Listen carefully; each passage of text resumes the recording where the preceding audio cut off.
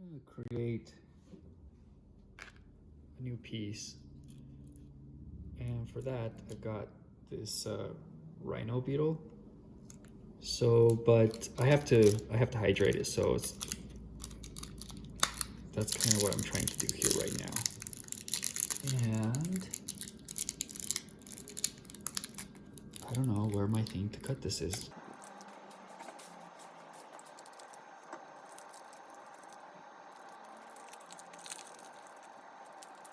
I'm trying to be super careful and make sure I don't mess anything up before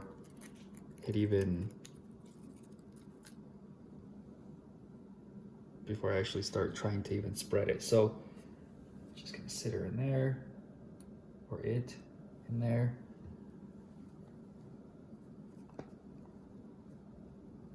And make sure the damn paper towels are sealing as much as possible.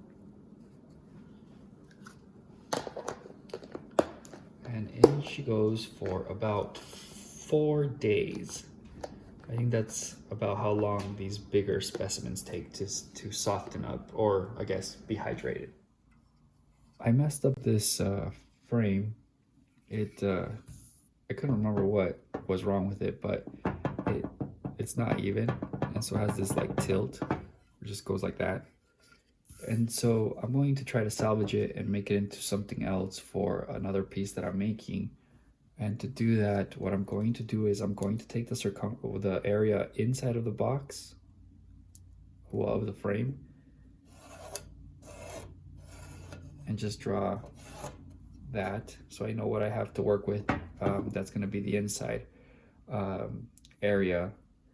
What I plan to do is to just make a coffin out of this, and so I'm going to be getting some measurements and then draw the coffin inside and try to see if I can cut these into the right proportions to get a coffin out of the material that I have here.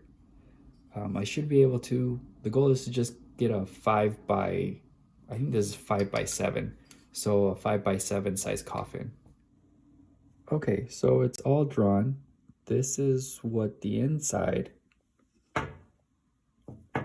of this needs to look like. So it's just a matter of some measuring and then some cutting, and hopefully I can get it to look like this. So I've gotten the angles now, and what I have here is 109. Over here is 127 and 124. So to get those, let me quickly show you how I did that. So I took the protractor and lined it up to the corner, about like, where is that? It's really hard to like do it through the camera instead of actually looking at the piece of paper. So roughly like that. This line down here, the bottom part of the coffin, so that would be the top, this is the bottom. That one needs to follow this line down here evenly. And then this line coming down, if you look to see where the marking is at, we go 100. That big mark right there would be 105. And so therefore this one would be 109. And that's kind of the same concept with getting these other ones. You just want to line this line up and the dot with this line and the point there, and that'll give you that degree there. And then same concept up here, going backwards, so, or upside down, kind of like that. So now that I have that, I'm going to take this and I'm going to cut these corners off so that I can determine how much material I have there to make this piece here. One thing I should add that I did not mention is that when I'm setting the saw to cut these corners here, I'm setting the saw up for half of these degrees. So I'm not doing it for 109 degrees. I would be doing it for half of that, because you're getting half of the piece coming down this way and the other half coming down this way. So the angle that we're really aiming for is what's half of this, not the entire area that I've marked here with a line.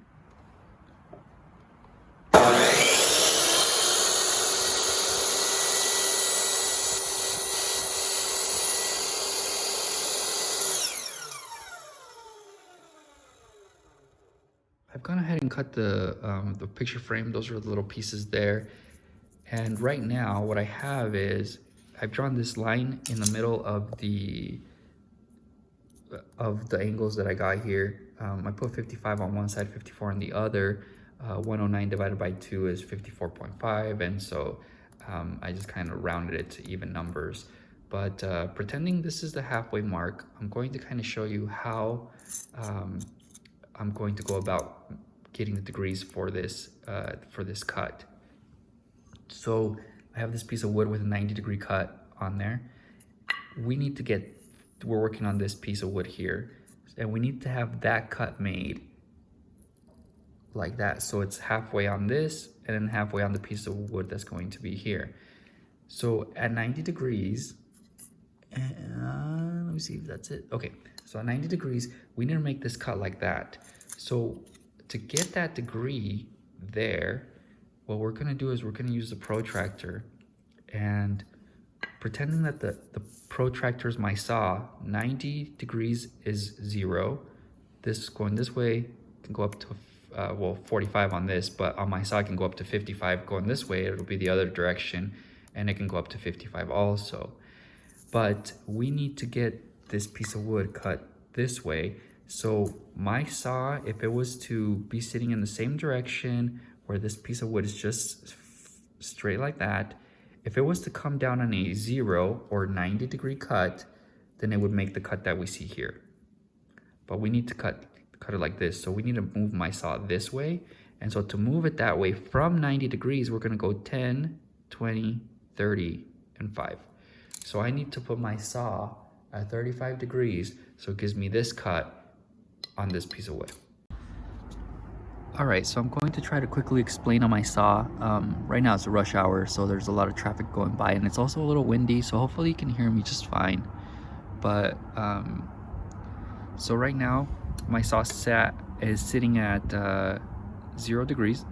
If it was to come down and try to cut this piece of wood here, it would cut it at a 90-degree angle. So what I need to do is I need to move my saw this way, 35.5 degrees. And so we're just gonna go, there's 15, there's 22.5, there's 30, and it's going to be right, so that's 35, so about there. A little back a little. I want to say that's good enough. So we're gonna tighten it there. And so now, when this comes down, the blade will give us the cut that we need.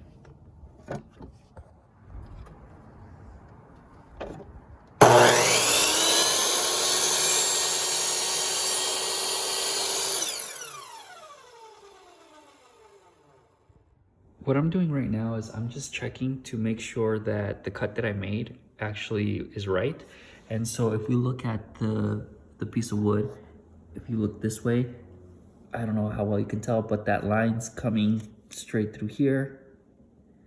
And then if we look over here, this other line's following that. So we might be off just like a half of a degree, because I did cut this to 35.5, and these lines here are 54 on one side and 55 on the other. So it's going to be just a tiny bit off on the drawing, but this piece was actually cut fairly straight. So, one thing is I'm going to be now cutting the bottom piece, but keep in mind that this piece is actually gonna go like that,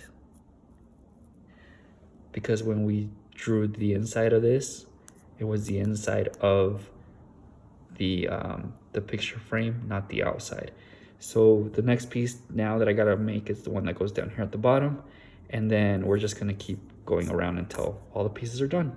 All the pieces are cut now, and I'm not gonna glue it together just yet. It's actually just the pieces all assembled there to make sure that the measurements were right. I gotta figure out how I'm going to retain the glass in here. I'm creating this slot right here because I've decided I'm not going to make a door for the glass. Instead, I'm going to have the glass slip inside here. And once I assemble it or try to put it together, I can show you kind of what I mean. But to make that slot, I've been using just this really jagged saw, and I've just been going back and forth on it like this. Ooh, make sure I don't get outside of there. The saw can only travel so far because the bottom part hits right here, and so that's really helpful for me. It doesn't let me like slip and, you know, make a cut somewhere else or anything like that, even though I've kind of scraped it a little bit, but I'll sand it over real fast and it should be all smooth.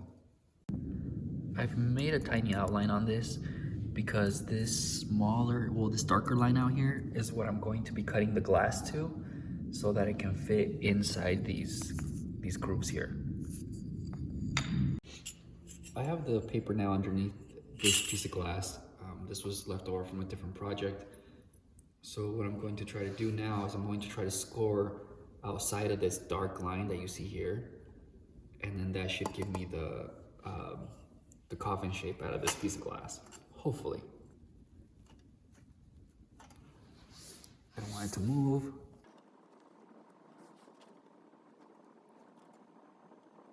I'm like checking it like 50 times before I make one cut or one mark.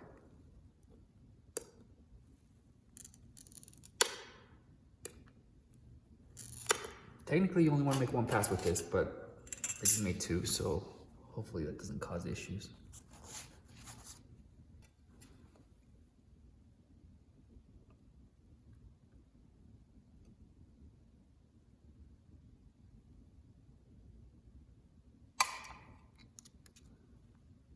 Okay, and that just broke that piece off a little weird, but it's not a problem. I'll chip that off. I jumped ahead a little bit in the process. I put a hole on this piece of paper and I've cut this much off. I just need to make one more cut here. I always get issues with the long side, no matter, I don't know why, but I always end up with this, like, let me see if it'll focus. Anyway, like that little weird notch right there, and I cannot break that off. It doesn't really matter because it's going to be hidden, and once it's in place, you won't be able to ever see that, but it's so annoying. I always get that on the long side every single time.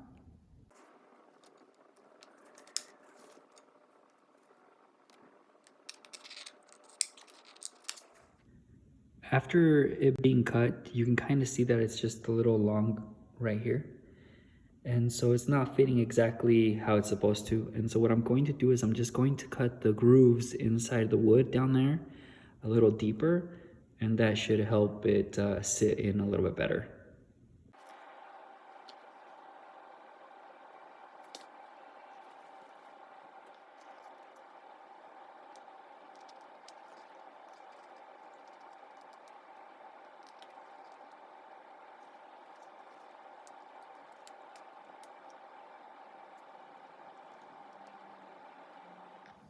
And now it's all spread, so it's just a matter of letting it dry.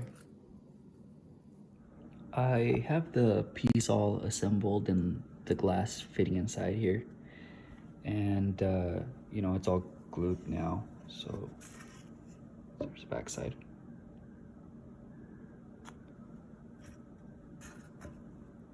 However, I have a small issue. This is the beetle, and if we were to sit that on top, the wings aren't fitting in there. No matter how I move it, it just doesn't fit. Out of all the insect specimens I've received, none of them were fitting. So about 2 days ago, I set this one up to hydrate, and last night I spread it apart. And so here it is. This is what I will be using in the coffin. I was trying to figure out what I was going to do in regards to keeping this shut. So I'm going to utilize these screws on the backing that I made here. It's just going to simply be screwed in like this. And I'll probably just put the screws around here in organized manner. And that will also help it so that it can be opened up and whatever pieces in here, if it can be removed.